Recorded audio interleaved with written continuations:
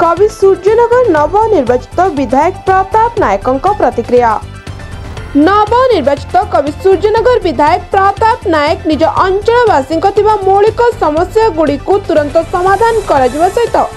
निज अंचल शिक्षा स्वास्थ्य रास्ता एवं पानीय जलर तुरंत व्यवस्था कर प्रतिक्रिया प्रकाश करथिले। 25 वर्ष बीजेडी किछि भी उन्नतिमूलक कार्य करना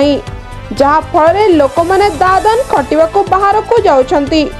निज अंचल कल कारखाना स्थापन कर दादन का दुख दूर करी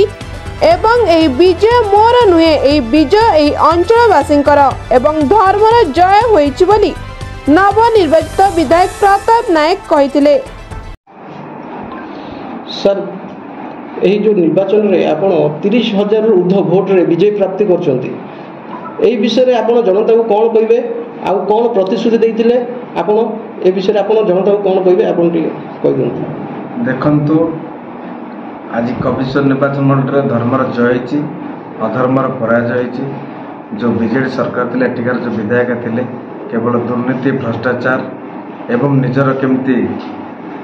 माने आर्थिक स्थिति को बदलैबा आत्मसात करबा सेतिरे से निवृत्त थिले। आज कविश्वर समस्त जनता निजर मौलिक अधिकार को केमती पाइबे ताको पाथेय करी आज भारतीय जनता पार्टी को जययुक्त करछंती एवं ये विजय समस्त श्रेय मु साधारण लोक को देबी एवं भारतीय जनता पार्टी कार्यकर्ता देबी कहीं ना से माने अधर्म विरोध रे दुर्नीति विरोध रे राति दिन एक करके कष्ट करी परिश्रम करी आज ये विजय करछंती भारतीय जनता पार्टी को आमे मध्य लोकों पाखे गोटे जिनस कहवाक चाहूँ कि आगामी दिन में जो केंद्र सरकार योजना अच्छी जो मोदी जी योजना अच्छी तो मोदी जो ग्यारंटी अच्छी सुनिश्चित भाव में प्रमाणित करूँ। प्रत्येक गाँव दांडे बसी प्रत्येक लोकर जनसाधारण जो समस्या अच्छी समस्यार केमी समाधान हो तार रास्ता में खोजी सारी एवं प्रत्येक आप देखिए प्रत्येक गाँव में पानी समस्या अच्छी शिक्षा स्वास्थ्य तो भी सेम से तेणु आम केमी गाँ गहली लोक जो समस्या समाधान करूँ। लोकंर आउ गोटे समस्या है जे एठी जे पाठ पढ़ुछि से दादन करछि जे पाठ पढ़ुनी से भी दादन करछि। तेणुक भारतीय जनता पार्टी आगामी दिन में गंजाम जिले में बेसिकाली कमिशनर कथा कहूँ कमिशनर कलकारखाना करवा एवं एठिकार जो मोर युवक भाई मैंने बाहर निज घर छाड़ी निज बापा माँ छाड़ी निज स्त्री की छाड़ी निज पिला छुआ छाड़ी बाहर दादन कटे बाध्य होते तार निश्चित भाव आम कालक्रम समाधान करूँ एवं एठी कलकारखाना कलापर निश्चित भाव निज माटी निजर एठिकार युवक मैंने काम कर यही निर्वाचन में प्रति पंचायत रे हिंसाकांड देखा मिलता बर्तमान आपण पंचायत रे किपरि आपण